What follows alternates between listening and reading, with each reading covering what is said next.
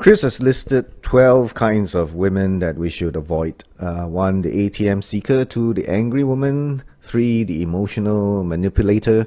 4, the gold digger. 5, the insanely jealous woman. 6, the emotionally immature. 7, those who refuse to listen to anything. 8, the farang friend collector. 9, alcoholic drug addict. 10, the violent woman. 11, the threat maker, and 12, the ultimatum giver. I disagree with putting labels on people. A woman is angry when something makes her angry. A woman is jealous when something makes her jealous. But to his credit, Chris has listed a number of characteristics and behavior that we often encounter in Thailand. Among our Farang friends, however, it would be condescending to think that they lack the common sense to avoid these issues. Any guy with a measurable IQ would go all out to avoid the 12 kinds of women that Chris has described. So why do they still end up with them? Obviously, these guys are drawn to Thai women because of the positive image of the humble, gentle, and caring Asian woman. The trouble is, the undesirable characteristics often take months or years to manifest. Chris is being simplistic to suggest that you can stay out of trouble by avoiding women bearing those labels. In the real world, anybody can have any one or more of those characteristics that can flare up when you push the wrong button. Just be thankful if you can mitigate some of the damage they can do. I wouldn't label people as ATM seekers or gold diggers. However, many Thai people do have very different ideas about money than folks from more developed economies. Understand that Thais of humble background do not see requests for money as something to be ashamed of. It's a hangover from their feudalistic past. Such a mentality actually works in the Farang's favor, and many of them know it.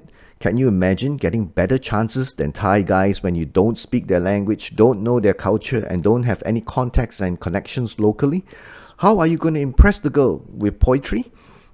Anger, violence, and jealousy are found in all humans.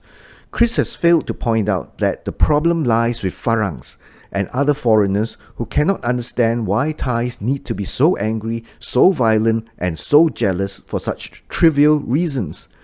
Let's say you need to meet your beautiful female colleague to discuss some business matters after work.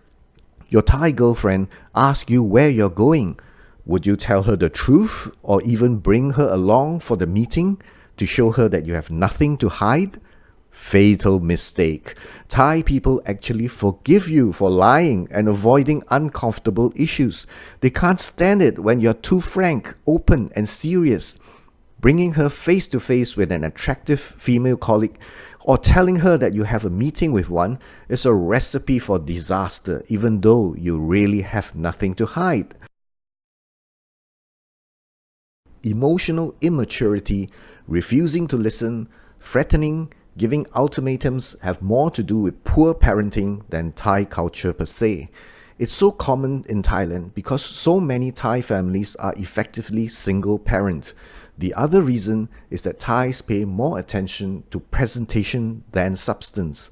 As long as someone bows to teachers, speaks politely, and dresses neatly, he or she is deemed a good kid or digdi. The fact that he or she is dishonest and immature may matter, but they don't normally deal with it unless it is too obvious.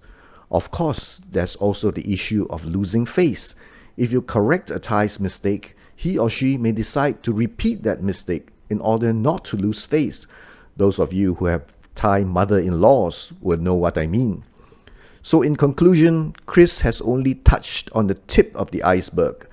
There are dozens of other issues that can stem from differences in culture and mentality.